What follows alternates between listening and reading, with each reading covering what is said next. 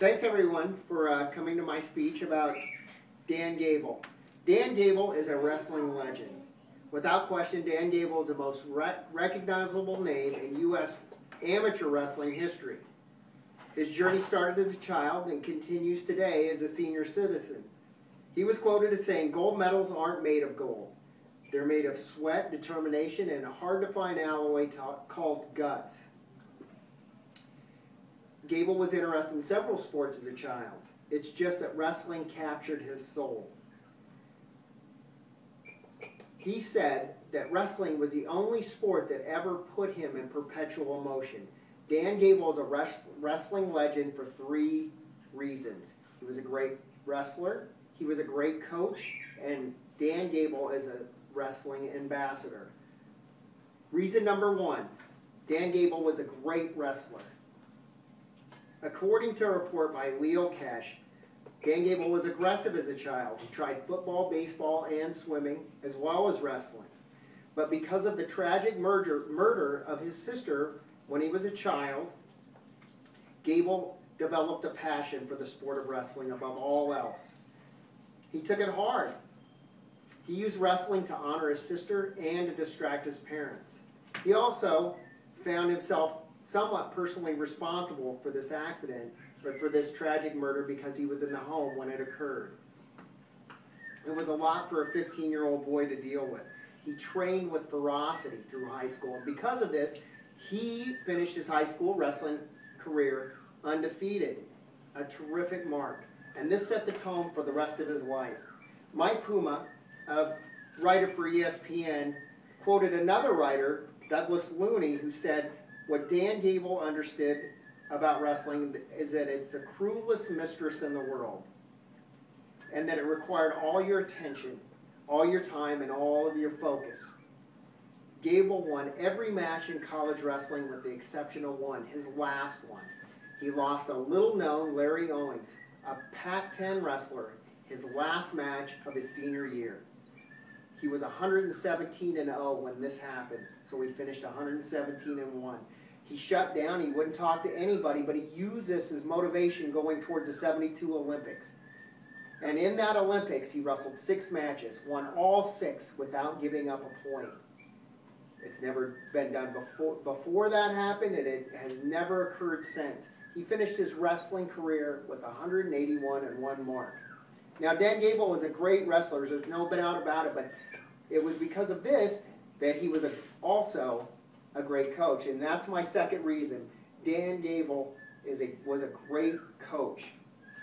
Mike Puma from ESPN writes that Dan Gable started as an assistant for the University of Iowa, and he kept doing this for 4 years until finally he was offered the head coaching spot for the University of Iowa. And all this time, he was incensed because his alma mater, Iowa State, never offered him a coaching position.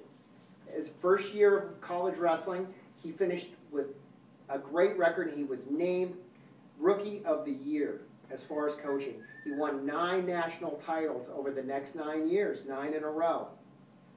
Everyone wanted to wrestle for Gable, but not everyone could, because he accepted nothing but your best effort.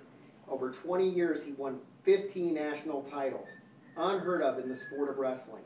Mike Faline reported that he was able to attend the '76 Olympics, in Montreal, and he watched Gable as he walked onto the mat with the athlete from Lebanon. And the reason he did this was because he was a sole entrant from that country, and that this particular wrestler had no coach. Well, Gable realized that this athlete was willing to listen, and he was willing to coach. He volunteered, and that was a true Olympic spirit. And that's the kind of coach that Gable was. If you were willing to listen, he was willing to teach. Now, Gable was a great wrestler, and he was a great coach, but the third reason that Gable is a wrestling legend is because he is a wrestling ambassador. Mike Faline went on to report that he sat with a group of Russians during a match between Russia and the USA. Well, the Russian won the event. He beat the American. But when they spotted Dan Gable by the mats, they started saying, "He won, he won." What they were saying was that Dan Gable was the greatest wrestler in the world, and everybody knew it. Wrestling has no better ambassador than Dan Gable. By the end of 1997, Dan Gable, because of hip, back, and knee surgeries, was no longer able to get on the mat and was forced to retire from wrestling. But he was quoted as saying, "Wrestling has been a way of life for me, day in and day out. I won't get too far away from it." Well, that's true. As of today, there is no larger ambassador for wrestling around the world than Dan Gable. You can hear him screaming over the microphone at Iowa Hawkeye events.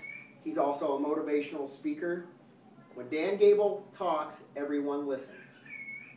And to conclude, I'd like to say that Dan Gable is and always has been my wrestling idol.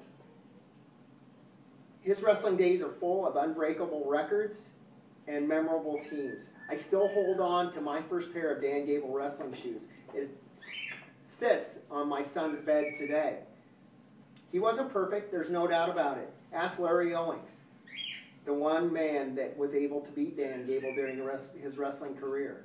But when it comes to the sport of wrestling, there is nobody that comes closer to perfect than Dan Gable.